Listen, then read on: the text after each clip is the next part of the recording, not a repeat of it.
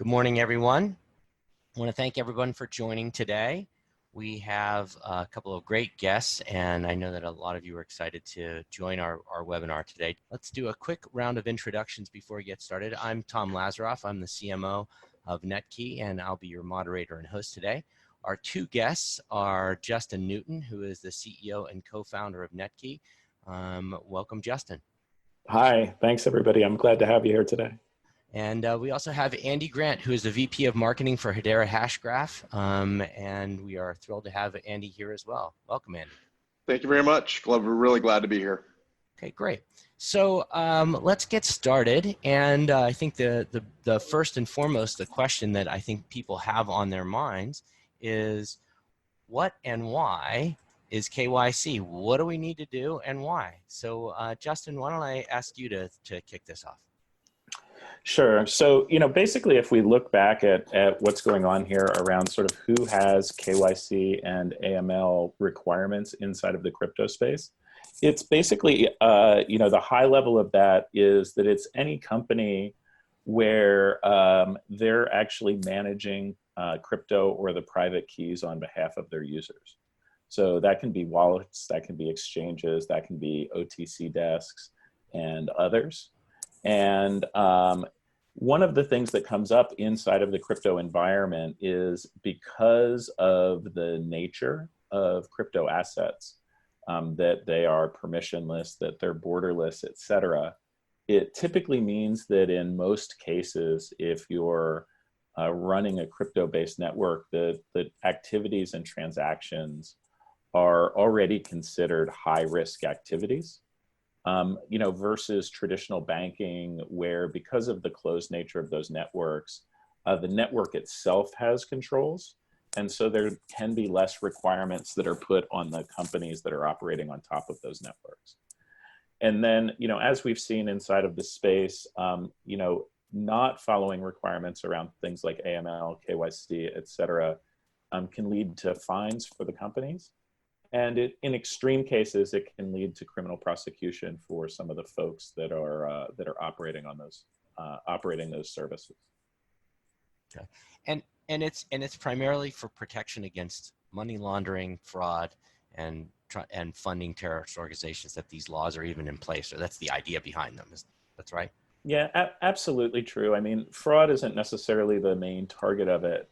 However, most operators in the space want to keep fraud off of their platforms as a way to protect their users.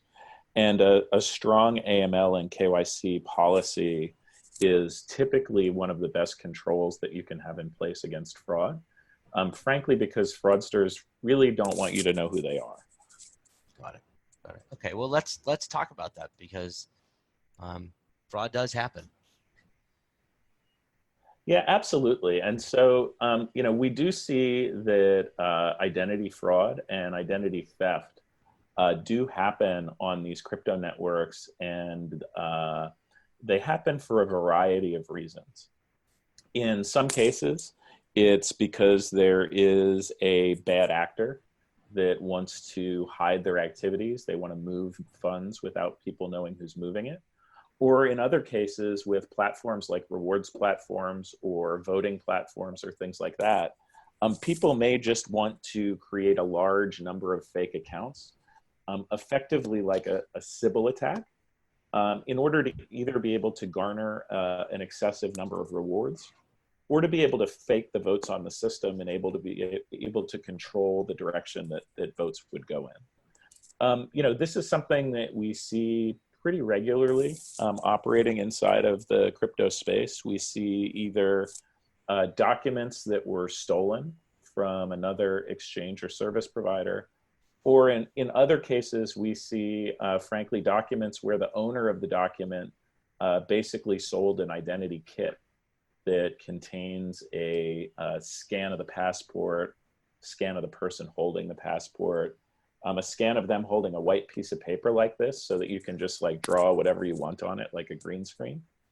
et cetera. So that depending on the KYC and AML system that you're running, people submit those stolen or fraudulent identities as a way to try and get around KYC and AML controls. This is actually the most common form of identity fraud that occurs inside of the crypto space. And when we get into our solution a little bit later, it's one that we actually automatically stop with the solution that we've designed. Very cool. And I'm sure a number of our attendees have heard about this particular Binance hack that was particularly troublesome and affected potentially up to 60,000 individual users. And people were just giving away the identity for folks over the Yeah. I mean, this was a big deal. All these identities actually just got dropped into like a Telegram channel for anybody to grab. This was a really big news story in this space. I'm sure a lot of you saw it. Actually, the way that we learned about it on our side was, when we woke up in the morning and looked at our system, we saw that a huge number more than usual of identity attempts had gotten put into quarantine because they were potentially fraudulent events. And when we went and looked at, basically as soon as these IDs leaked, people tried to push them through our system. And, again, because of the way we built and designed things, we were able to stop them and protect our customers from having these fake and fraudulent identities put online. Okay. All right. So just give us a 30,000-foot idea of what it takes to validate an identity to help to prevent, to make sure that you're taking care of your KYC requirements. Sure. Just, one thing to say up front is that any requirements are dependent on the specific jurisdiction and the specific activities that you're operating inside of your network. So everything I'm telling you here is sort of general guidelines, but you should be sure to talk to your own compliance officer or compliance counsel to understand what is exactly right for your use case. This, however, is a standard that most companies operating in the space tend to follow around their customer onboarding process, which, basically what you need to do is similar to when someone opens up a bank account, right? You need to make sure that they have a valid identity document. So you need to make sure that ID is real, that it hasn't been tampered with. You need to make sure that the person presenting the ID is actually the owner of the ID, right? That's one of the challenges with, for example, that Binance hack we just talked about, or other hacks from other exchanges or from sold identities, is the ID is real, the photo of the person is real, but neither that real identity document or the real person were actually there at the time that the KYC is occurring. So you need to make sure that the person who's presenting the ID is actually the owner of the ID. And again, that the ID is real and it hasn't been tampered with. And from there, you run a series of different checks on the background of the individual. You check sanction screenings, politically exposed persons in certain jurisdictions, which is basically like politicians, judges, those kinds of people. You check against terrorist organizations, violent crimes and other money laundering crimes, et cetera. And then you check as well against adverse media checks. Some of those checks are like hard stops, right? If you validate a user's identity and it turns out that they are on a sanctions list, you absolutely positively under no conditions can you do a transaction with them or do any business with them if they're actually that person and it isn't a false positive. Something like adverse media, however, is a little bit more flexible. It's something for you to take into account, both when you're onboarding the customer, as well as when you're watching the transactions that are occurring after you've brought them into the system. So for example, just because someone had a history where they may have laundered money in the past, you still may be able to allow them onto your platform, but you definitely want to take extra care in watching their account to ensure that it is not likely that they're laundering money again using your platform. So to step back again and take this to a high level, again, you need to make sure that they are presenting a live and real document, that the live and real person who is the owner of the document is presenting the document, and that they're not on any watch lists or adverse media sources where you wouldn't want to do business with. This can all happen in a really automated way, right inside of the user's flow, and delivering those results in less than a minute in a lot of cases. Great. Okay. Perfect. So now that we've got a good sense of the overall world, I'm gonna bring Andy into the conversation. and give him a chance. Andy's going to tell us a little bit about Hedera Hashgraph and what they've been up to, and then we'll talk to him a little bit about their experiences in the world of KYC. So, Andy, I'll let you take it from here. Yeah, no, thank you very much. Hedera and Hashgraph, what we are is we are a company that has provided a distributed ledger technology to the market. Most people are familiar with distributed ledgers or DLTs when you're talking in the context of Bitcoin or Ethereum, which their particular DLTs are blockchains. These are excellent mechanisms and platforms for individuals or companies to deploy applications that require high level of security and transparency, and in some cases, some immutability. I mean, it acts as essentially a public record of transactions that is incredibly difficult to hack, and also provides a lot of transparency around the transactions that take place on these particular networks. And that transparency, I think, is fantastic in that it really does reduce any of the attempts and or potential for money laundering, and is why KYC, at least for Hedera, is really important for new account creation on our network. We can go ahead and move on from this slide. The Hedera network itself is run on the Hashgraph consensus algorithm. That's really the foundation for our network, which allows for transactions to be fairly ordered, for there to be the ability to audit and see when transactions took place, when potential issues with transactions might have occurred, et cetera. And on top of our consensus algorithm, we run 4 primary services. Our consensus service, which enables applications to fairly order their transactions, a file service, a smart contract service. Most people are familiar with that by way of the Ethereum platform, which is a fantastic smart contract platform. And then also a cryptocurrency service, which is really one of the big services that we offer, and that is what enables applications to perform microtransactions on our network. And as its name implies, in order for these microtransactions to take place, it requires the use of a cryptocurrency, or in Hedera's terminology, our utility token. We can go ahead and move on if we want to. We launched our network on September 16th, but right now our developer ecosystem consists of over 8,000 active participants in our Discord channel.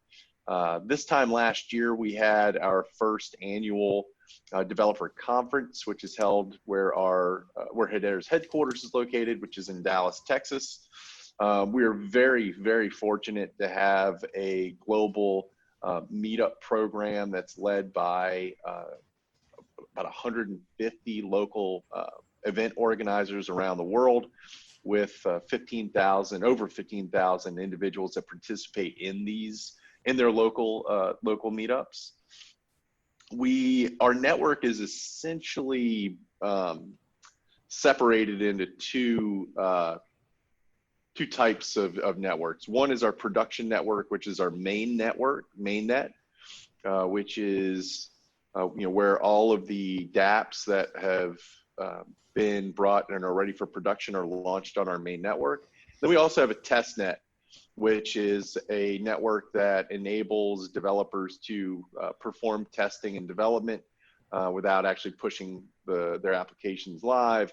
They can use tokens that are only used for our test net, which don't have any actual real value on our mainnet, but enable developers to test their, for example, cryptocurrency transactions. If they have high volume transactions intended to be done on their applications, they can test it on our testnet.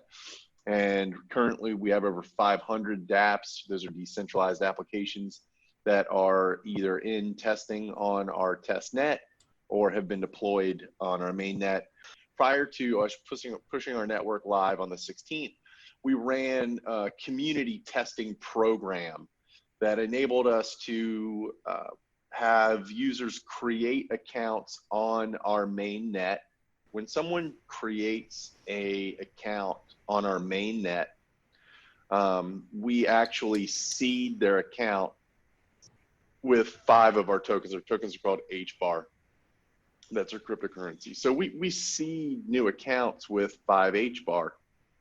And this is a way for us to put some of the tokens into accounts so that if individuals do want to work with or interact with any of the applications on the network, transactions require so the use of our token. It's a utility token, so in order to transact, you need these tokens, or at least some fraction of a token. And then, of course, in the community testing program, if you're interacting with our test apps, each interaction would essentially cause an account on the network to start to earn more tokens.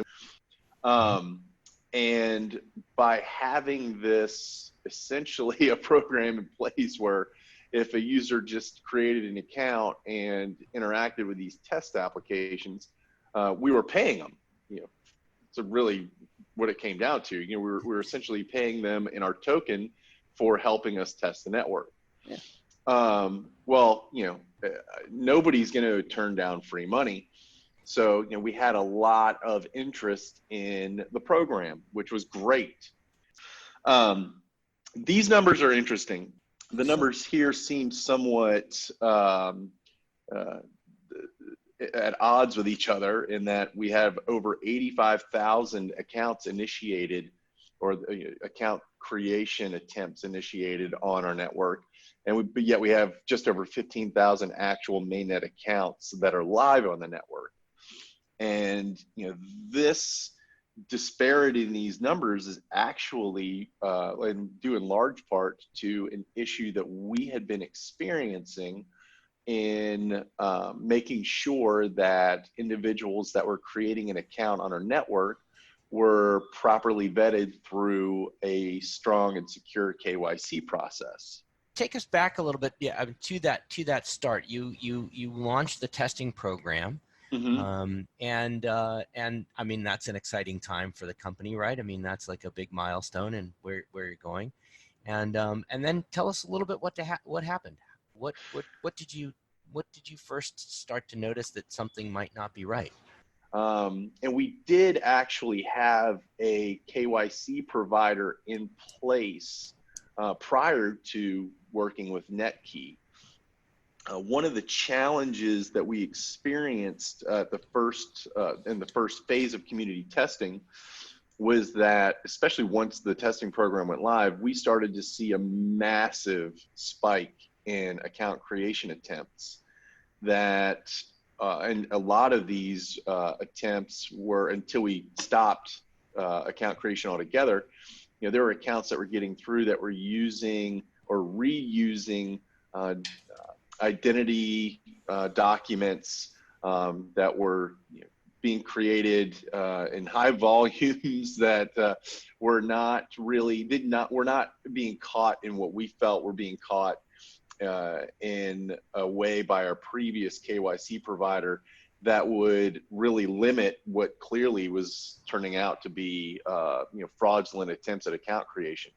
It is intended on our network for one identity to have one account. And it seemed like identities were being reused, accounts were being allowed to be created once these identities were verified by our previous KYC vendor. And it really, it spooked our legal team for sure. But, for our product team, that's not at all what we need or want. We want real accounts by real users and not, the potential creation of multiple, for lack of a better word, zombie accounts that are reusing different forms of ID. That really goes against what we want to do internally, which is, make sure that we have the highest integrity network for our users as well as for the organizations that are going to deploy their dApps on the network. So we kind of put the kibosh on the community testing program at that point and just stopped all new account creation. And how soon after you had launched did you have to stop things? Oh, it was almost within the first couple of weeks. We saw a real. I mean, it was an incredible spike in account creation. One of those things that really was like, wait a second, that's just not. That's not organic. Yeah, and like you said, it goes to the integrity of what you're trying to build at that point. That you had to make a decision to say, hey, we've got to stop this because you can't have something like that happening. So what at that point? So what did you decide to do? How did you decide to take care of the problem? So what we needed to do is we needed to reevaluate what we absolutely needed from a KYC vendor. It seemed that the process of validating the identity of individuals that wanted to create accounts on our network was really a challenge at the volume. I mean, look, we saw the spike in volume, but even at what we expected to be an acceptable volume of account creation, the previous vendor was just having a really hard time both catching repeated attempts or fraudulent attempts, which was impacting the ability for legitimate attempts to be created and causing a backlog and just causing problems all the way around. So we went out and we solicited other vendors to help us solve this problem and enable us to have a reliable and stronger KYC process in place, which is really what brought us to Netki. Okay. Justin's already gone through the process from a user experience standpoint, which is pretty straightforward, but it's really what happens once a user submitted to ID verification. What happens on the Netki side, which I think has been incredibly beneficial to Hedera. There are as strict or as lenient kind of adjustments to settings for KYC that you can put in place. Like, for example, what you guys can do for us as far as like making, face recognition and face matching to IDs, extremely tight, or, give us a little bit of flexibility. People's selfies don't always look like their driver's license. So, having that flexibility to work with users that are submitting their selfies, against their IDs has been great. Catching any activity that would come up as a hit on a watch list or adverse media has been fantastic. The ability to restrict account creation to individuals that are submitting ID that's one ID or per individual, it allows us to adhere to what we want on the network, which is one valid individual, ID verified, getting an account on our network. The ability for Netki to really satisfy our requirements was outstanding. That's great. That's fantastic. So, so you were able to then restart the testing program. How long did it took a little while to get it back up and running, but once you started, it was much smoother. Much smoother, because we could really depend on two things. One, we could depend on the ability of an individual to submit to ID verification with the proper documents, with the proper information, and really allow us to stick to that, one account per verified identity. That was one. But then on the other side of that, Netki's been incredible at essentially filtering out and just stopping, almost immediately any of the account creation attempts at the ID verification step when One of the issues we had was that some countries have forms of identity forms of ID, excuse me, that are extremely easy to recreate or to create fraudulent types of ID.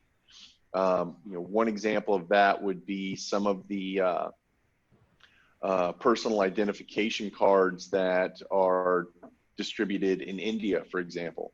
They're very, very easy to duplicate and create fraudulent copies of those particular IDs.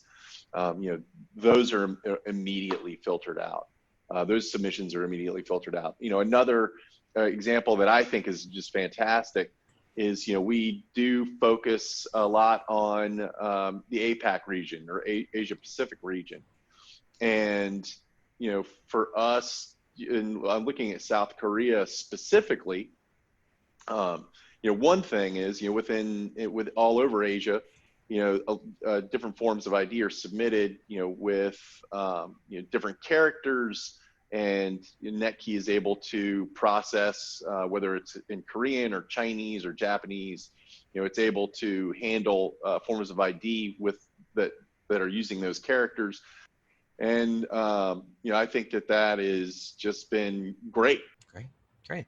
All right. Well, I appreciate you telling us that story. It's very, very helpful, I think, to get a sense of what it's really like to be in the trenches in the identity world. I'm gonna jump back over and have Justin talk a little bit more in detail about just how the Netki solution works, and then we'll have a little bit of time, I think, for a couple of questions. So a reminder, anyone who's attendant, if they would like to answer a question, now would be a good time to get it in.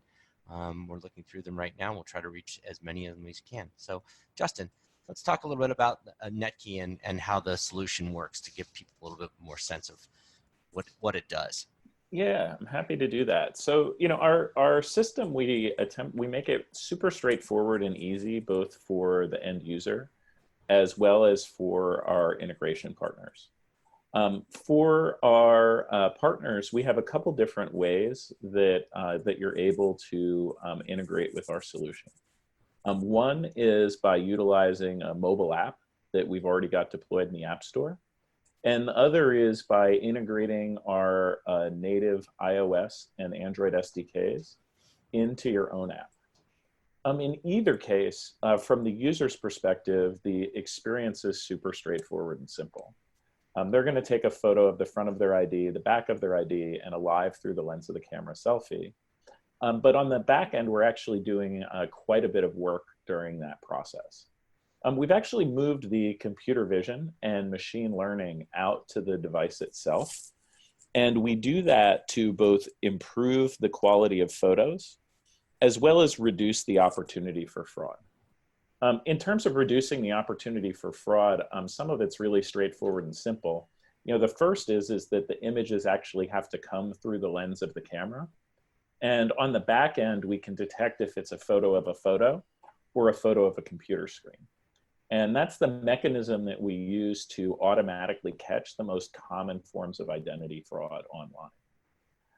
But just as importantly as keeping the bad users out is getting the good users in. And that's an area where we've pushed the intelligence out to the device to coach the user through taking great photos. Everybody's pretty good at taking a selfie, to be perfectly honest, but people are not necessarily great at taking photos of their ID. And so our application will coach them to move it closer, hold the phone level, etc. And then after the user's taken the photo, we're going to pre-validate those images on the device so that if the user's photos aren't good, we can get them to retake it directly on the spot without having to wait for like a back and forth to the server or to the compliance officers, where the user may not find out they're not getting online for days afterwards. Instead, we allow the user to correct any issues in real time directly in the app, and then move forward with a higher confidence that they'll quickly and easily get through that KYC process and get transacting on your system faster. As important as it is to keep out fraud, we think it's equally important to get those good users online quickly, because, you know, as everyone knows, the best time to get a user transacting on your system, you know, is at the time they came to you to do it, you know, not getting back to them days or weeks later and asking if they still have interest. Great. Justin, we do have a question that's relevant to this, where you are right now. I think I'd like to just jump in. Someone asked, is there a web-based application available that can be accessed through a link as compared to having the customer having to download an app? So we do have a web-based SDK that is available both inside of a mobile browser as well as on the device. You know, the one comment I would give you with that is, one, you do typically want to push the user to the mobile device, and that has to do with image quality. So like I'm sitting here on like a $2,000 MacBook, and the camera that's built into my MacBook is like a 0.5 megapixel camera. You know, on the other side of that, even a cheap Android phone in a developing economy has like a 5 megapixel camera, so a camera that's 10 times as powerful. Similarly, the web SDKs are actually anyone's web SDK becomes a vector for fraud. And I don't want to get too much into that here, but can offline. And so for security purposes, we will typically direct people towards mobile for the majority of use cases. We do have a very simple back and forth integration into and out of the website, where we've seen frankly, very low breakage in the process. We actually have a higher percentage of users that get through by us migrating them to the mobile device, and the app are able to get online and transacting quickly, than trying to take them through the mobile device or through the web browser and dealing with, frankly, all of the challenges around image quality, around the fact that, you know, you're not laying the ID on a flat surface, so, you know, there's image challenges there, et cetera. So we do very, very simple web integrations. However, we do typically drive users through the mobile device because it gets more of their users online more quickly. Great. All right, so I'm going to jump ahead here and talk a little about the fraud aspect of things. Sure.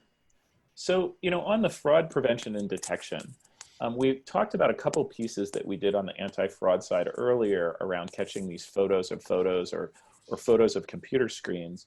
But also, as I was just talking about briefly, the computer vision and machine learning system that we have for analyzing IDs is deeply examining each ID for security features as well as data analysis. And all of that is frankly driven by the quality of image that we take on the front end. And it's one of the reasons that we drive the user towards the mobile app and use our SDKs, is it allows us to take these incredibly high quality images. As you can see from the blow up of the driver's license here, this is actually something we did through our system. We're actually able to see the details of that microtext, that California that's underneath the blue line there, inside of our application. This gives us that great high quality of images, allows us to do more security feature analysis and have higher confidence around the analysis of identity documents that we do. This does two things. First, it keeps out fraud, which is great. But the second is, because we can check more security features and therefore have higher confidence, it means that we can actually automatically pass more IDs than our competition, because if they can't see the same number of things, they basically have to pass out to manual review for more documents in order to try and get the same level, or not quite the same level, of fraud prevention. So, you know, we look at those very high quality images, and then the computer is actually zooming in and looking at every single pixel of that ID, looking at the security features, as well as looking for tamper evidence around the data areas, around the photos, etc. And so we're not just looking for the security features, we're looking if someone tried to change the ID as well. We talked a little bit about how we hardened it against hackers, how we don't allow the API-driven or web-driven fraud. that our competition does. And this does two things. One is it keeps the hackers out. But the second is because they can't just hit our API services to try and attack us, they actually have to like take photos with a phone each time. It dramatically increases the cost every time they try and attack us, the cost to them.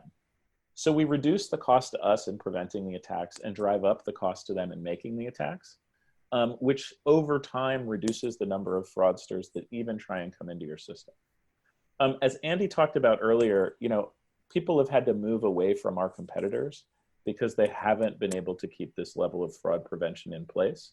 And when the hackers have figured it out, they basically come in and undermine the integrity of the entire system by pushing through large numbers of fraudulent IDs. I do want to make one quick comment about this particular level of detail and analysis. It has actually been insanely educational for myself as well as our support team to be able to see what level of detail Netki actually does in their ID verification and analysis. And it is, it is to the nth degree for sure. But the thing that I think is actually really important is that this all does take place on the back end and the user never sees it. And on the front end, the user experience is really smooth. I mean, once they have My Verify on their mobile device, the process of submitting their identity information as well as their selfie, all that is really, really quick, really smooth. So the user experience on the front end has been positive. But then on the back end, yeah, the level of detail that goes into the analysis to verify an individual's ID has been it's very eye-opening.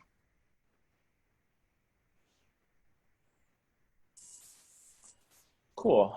And then I guess the next thing I wanted to talk about, and I think this has actually also been helpful for you guys, is the depth of identity documents that we cover. We cover over 3,000 different identity documents from close to 200 countries. And what that means is that we're able to get much deeper into the population than much of our competition is. What we saw, for example, with a company we're working with down in Mexico, they were looking at one of our competitive vendors, and the only document that they were able to cover was the passport for Mexico. Where inside of Mexico, we cover about 50 different documents, so driver's license, election cards, national IDs, and others. And that kind of coverage is something that we do really across the globe.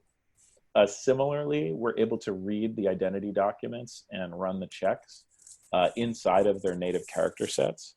And so, we can read the China national ID in Mandarin, the Korean national ID in Korean, et cetera, as well as read Arabic, Cyrillic, et cetera. And the apps and SDKs themselves are also language aware. So we support about 14 different languages in the app today, but we can add other languages very easily for specific use cases or needs. So the solution itself is very, very, very global, which we found is useful inside of the crypto and blockchain ecosystem, where companies tend to have customers from multiple jurisdictions day one. All right. Similarly, our biometric analysis is also very global. We had previously been using commercial algorithms and commercial service providers behind biometric matching and facial matching. And what we found, frankly, was it did a really good job with middle-aged white guys like me. But it didn't do quite as good a job when we started doing a lot of work inside of Southeast Asia, the Caribbean, Africa, et cetera. And so what we ended up doing is developing and tweaking our own algorithms, but more importantly, building out our own training sets around faces and data that were much more racially diverse than the sets that were available as a part of the commercial algorithms. Some of the commercial algorithms have been catching up recently, but we're still finding that our coverage inside of those areas is we're doing a better job of matching with a wider range of ages and skin tones than the commercial services.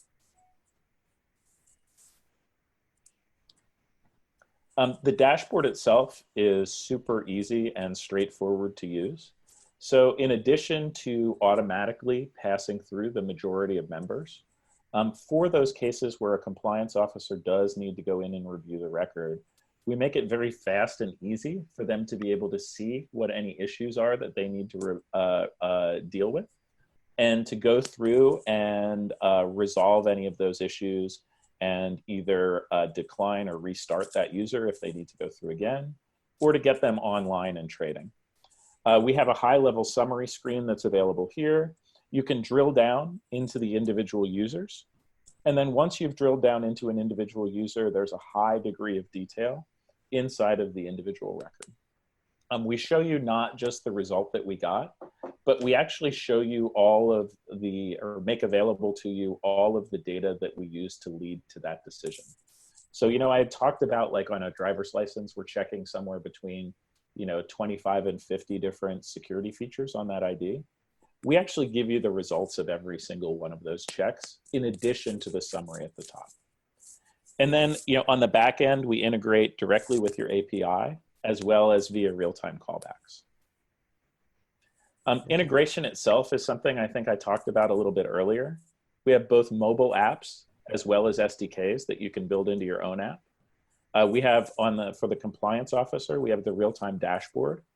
And then towards the back end, we do callbacks and REST API so you can synchronize the data between our system and your system. Really your system will be the long-term system of record around the user data. And we will store it until you're able to fully digest it on your side. In addition, we talked here about individual onboarding.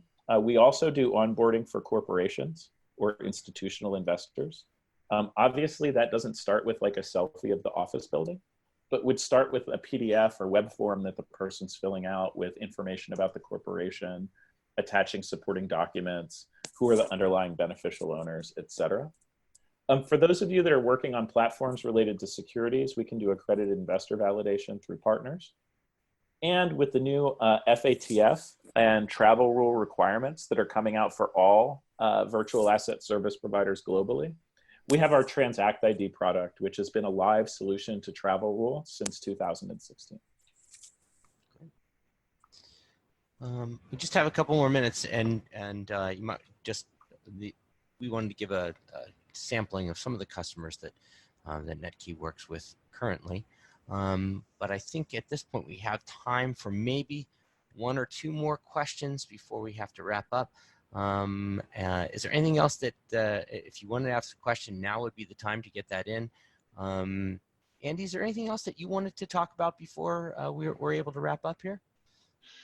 I do want to just kind of say again that, Hedera, we were in a position where we really did need to find a KYC provider that was going to allow us to, one of the things about Hedera is that, while there aren't any real official and extensive regulations in place from the SEC, we've tried very hard to put ourselves in a position to align with what the intentions and expectations are going to be from the SEC as far as regulations are concerned, specifically around the crypto space. And Netki has done a really great job of helping us to keep ourselves to the standards that we have in place for ourselves, and ensuring again that the account creation for users and the integrity of our network is assured to the best of our ability. Netki has been critical in allowing us to do that, and ongoing just the ability, the communication channel, as well as the ability to work through any issues that have come up has been fantastic. And it's been a really good experience working with Netki. Great. Justin, anything else? I think we're just about at our hour mark. Anything else that you wanted to add today?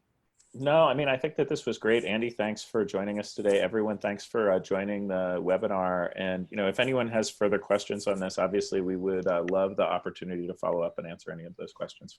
We did actually have one question that said, is there any more information that could be provided about travel rule compliance? And that is a good question.